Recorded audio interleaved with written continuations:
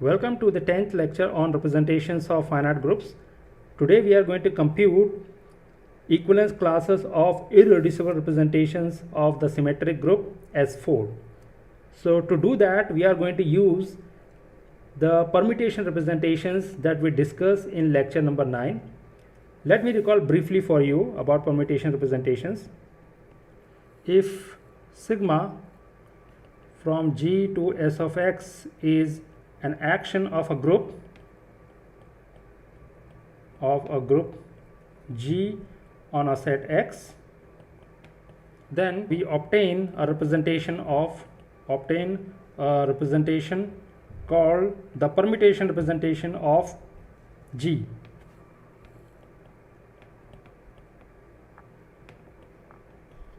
Permutation representation of G, and denoted by sigma tilde, from where? From G to GLV, where V is abstract vector space spanned by the set X, or we can also take V to be the underlying vector space of the group algebra. So V is simply C of X. In fact, to recall for you, sigma tilde take a group element, and how does it act on a vector in V? Take an arbitrary vector, so that look like summation Cx x, x is in X, alright, and the action is just summation Cx sigma G of X, x is in X, okay, the usual way. And in lecture number 9 we computed the character of the permutation representation, and we also found the dimension of the fixed subspace of the permutation representation. So again recall that dimension of the fixed subspace Vg, of course our complex number, is equals to the number of orbits under the given group action. Number of orbits under the action of G on the set X. Let us specialize to the situation when your group action is transitive. Suppose that the action is transitive. Suppose that the G action on X is transitive. Transitive means only one orbit, alright. Thus in this case dimension of Vg is precisely 1. In fact, Vg is generated by this vector summation x, x in the space X. Okay. So now, since we know that the permutation representation is unitary, it has an orthogonal complement. Thus, we can write V as Vg direct sum Vg perp. Okay, and therefore the permutation representation sigma tilde splits as direct sum of two representations, one restricted to Vg and other restricted to Vg perp. But Vg is one dimensional, and in fact the action there is trivial, so it is nothing but the trivial representation of G, and we get a non-trivial representation on Vg perp, that we call the augmentation representation associated to the given group action. Thus, we can write the permutation representation sigma tilde as the trivial representation or the trivial character direct sum with restriction of sigma tilde on Vg perp, and we denote it by sigma tilde prime, where sigma tilde prime is simply sigma tilde restricted to Vg perp, okay, and called augmentation representation of sigma. Alright, so this is an interesting representation. So basically what we are doing is, from the permutation representation we are throwing away the trivial part, okay. and the remaining part is what is the augmentation representation of sigma. Note that character of sigma tilde prime from this decomposition is given by character of sigma tilde minus the character of the trivial representation chi1, which is chi1 itself. Okay, this fact we are going to use now. With this we can prove the following theorem. Very nice theorem. Let sigma from G to Sx be a transitive action. Transitive action of a group G on a set X. Okay. Then we have the permutation representation, and since the fixed point set is one dimensional, then there is a complementary representation, the augmentation representation, which is precisely coordinate of x minus one dimensional. Okay, and when is this representation irreducible? This is what this theorem says. Then sigma tilde prime is irreducible if and only if the given action is two transitive. G action on X is two transitive.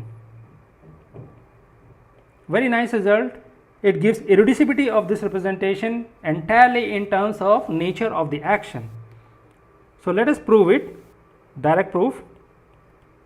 We use the irreducibility criteria. What does it say? It says that a given representation is irreducible if and only if inner product of its character with itself is 1. So consider the inner product of chi of sigma tilde prime with itself, but we have here the character of sigma tilde prime in terms of character of sigma tilde and the trivial character of sigma tilde minus chi 1, character of sigma tilde minus chi 1. Okay, and the inner product is linear, and it turns out to be same as chi of sigma tilde, this inner product, minus chi of sigma tilde with chi 1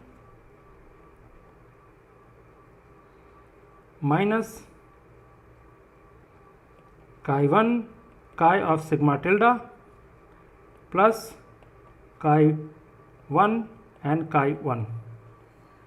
Now observe here, chi 1 is a trivial character, one dimensional, alright, and therefore this inner product is just 1. Okay, chi 1 is trivial character, and therefore inner product of chi 1 with chi of sigma tilde gives precisely the multiplicity with which chi 1 appears in sigma tilde, but that we know. Look at this expression at the top. Chi of sigma tilde with chi 1 is 1, similarly the other one. Okay, and therefore this expression is same as inner product of chi of sigma tilde, with sigma tilde minus 1. Now by irreducibility criteria, sigma tilde prime will be irreducible if and only if inner product of chi of sigma tilde prime with itself is 1. Thus sigma tilde prime is irreducible if and only if chi of sigma tilde with itself is 2. Recall from lecture number 9 that inner product of character of the permutation representation with itself is precisely the number of orbitals, that is the number of orbits of the two-fold diagonal action of sigma on x cross x. Alright, and number of orbitals is 2 if and only if the group is 2 transitive. That's also we proved in lecture number 9. So therefore this happens if and only if the group action is 2 transitive. But inner product of character of sigma tilde with itself is precisely the number of orbitals. All right. Further, by a result that we proved in lecture number 9, the number of orbitals is equals to 2 if and only if the group action is 2 transitive. G action on X is 2 transitive. This completes the proof of the theorem.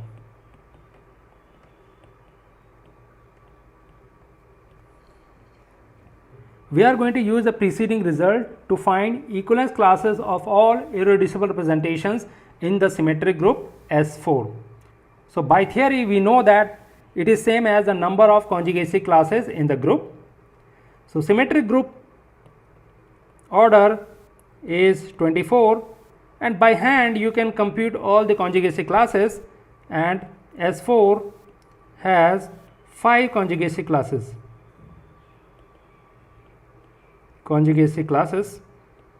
Okay, and in fact represented by, we can write down the representatives represented by, one is of course the conjugacy class consisting of identity, other is consisting of transpositions, let us say 1 2 is a representative, other consists of 3 cycles, so let us say represented by 1 2 3, other consists of 4 cycles, so represented by 1 2 3 4, this 4 cycle, and there will be one which will consist of product of two cycles, so let us say represented by 1 2 and 3 4. That's all. So there are precisely 5 conjugacy classes in S4. Okay, therefore by theory we know that it need to have 5 equivalence classes of irreducible representations, and there are 2 very natural representations here. So let chi1 from S4 to C star be the trivial representation that every group admit.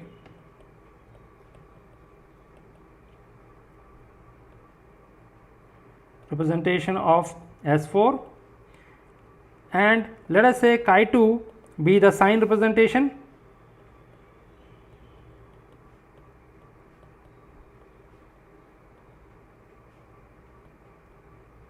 Sign representation, that is to say chi2 of any permutation sigma is sign of sigma, okay, which you know takes the value 1 if it is an even permutation and -1 if it is an odd permutation.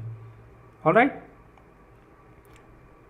So we need to find 3 more inequivalent irreducible representations of S4. Recall that the S4 action on the set 1 2 3 4 underlying set of which it is a permutation is 2 transitive. Okay. In fact, it is k transitive for each k from 1 to 4. Okay, we showed that in lecture number 9. So since the action is 2 transitive, the corresponding augmentation representation has to be irreducible by preceding theorem. So by preceding theorem,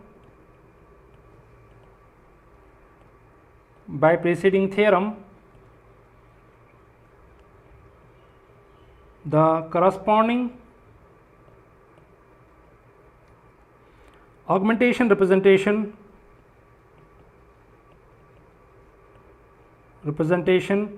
of S4, it is going to be 4 minus 1, exactly 3 dimensional. Say let us give a name to this, so we call it phi 3 from S4 to GL3C is irreducible.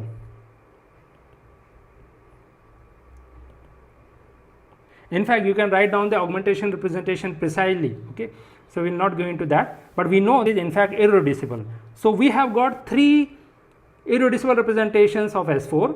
Okay, and all of them are inequivalent, right? Because the first 2 are one dimensional and distinct as functions, so they are inequivalent. and the third one is of course 3-dimensional, it can't be equivalent to any one of them.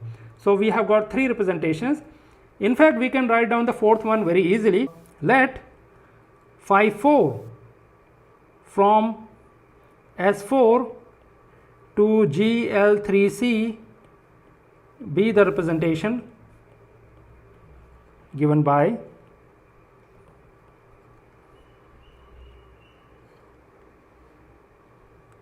phi 4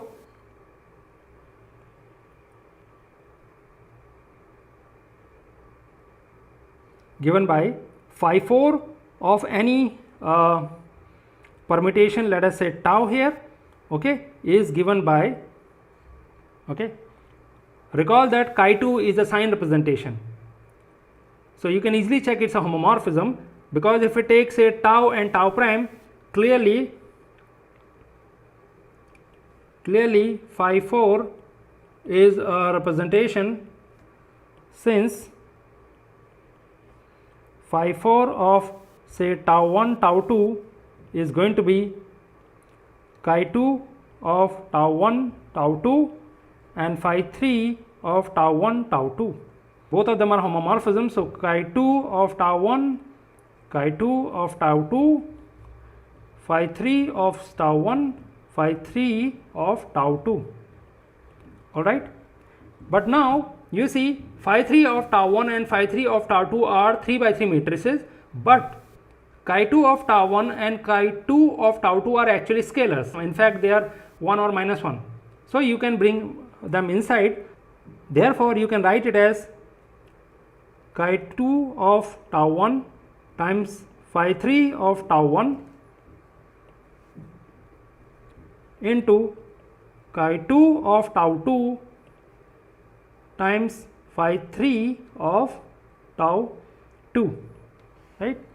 And this by definition is phi 4 of tau 1 times phi 4 of tau 2. In fact, one can check that phi 4 is an irreducible representation. Okay, for that, first notice that character of phi 4 is simply chi2, okay, character of the first factor, and character of phi 3. And once we know this, one can use the irreducibility criteria, because we know that inner product of phi 3 with itself is 1, and because chi2 is just multiplication by 1 and minus 1, it will again turn out to be 1. Alright. Then the irreducibility criteria tells that phi 4 is in fact irreducible.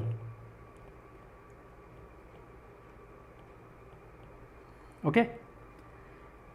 All right. Furthermore,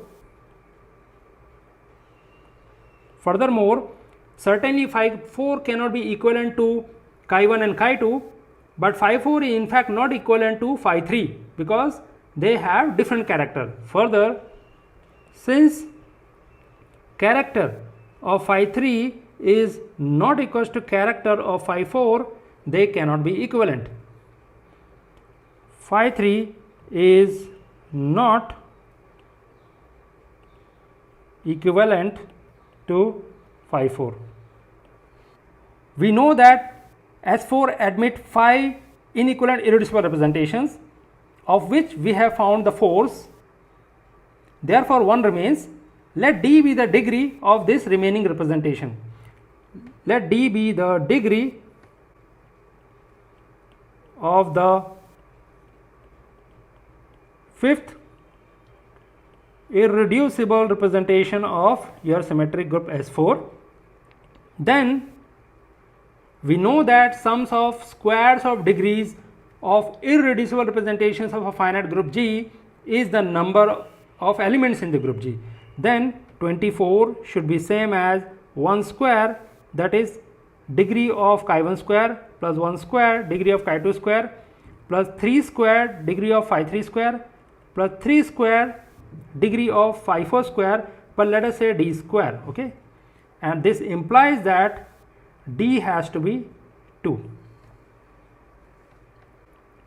Alright. So therefore we need to find one degree 2 irreducible representation of S4.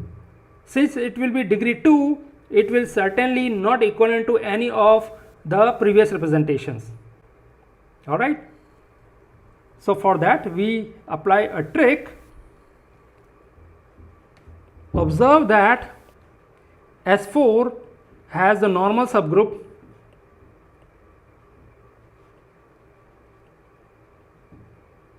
N,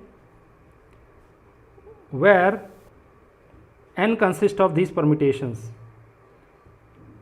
N consists of identity 1 2 times 3 4,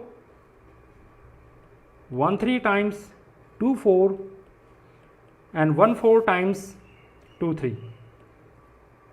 So N is a normal subgroup of S4, one can easily check, and therefore and its order is 4, so S4 modulo N is going to be a group of order 6, and one can see that it is in fact a non-abelian group. Since S4 modulo N is non-abelian, you can check it directly, and of order 6. It turns out that S4 modulo N is in fact isomorphic to S3, okay, because there are only two groups of order 6.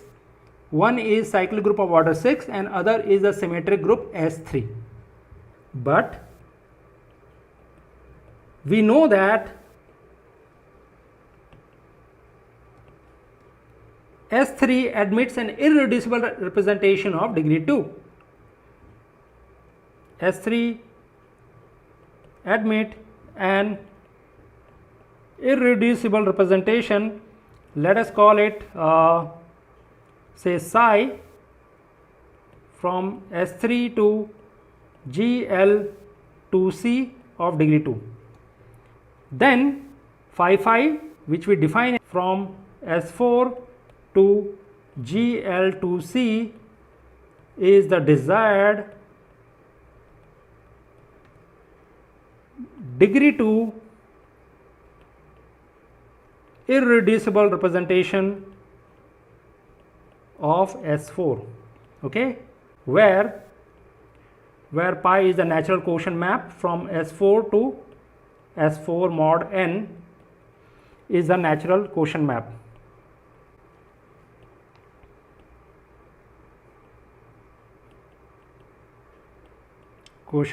Okay. Here I am using an exercise that if you have a surjective homomorphism of groups, so pi here is surjective, and an irreducible representation of the quotient, so psi is an irreducible representation of the quotient, then the composite gives you an irreducible representation of the group. So therefore phi is an irreducible representation of S4. Certainly phi is of degree 2 and therefore inequivalent to any of the earlier irreducible representations of S4. So thus we have found 5 irreducible representations of the symmetric group S4. This completes this computation. Later on we will compute irreducible representation of an arbitrary symmetric group. That will need some more background. So I will stop this lecture here. Thank you.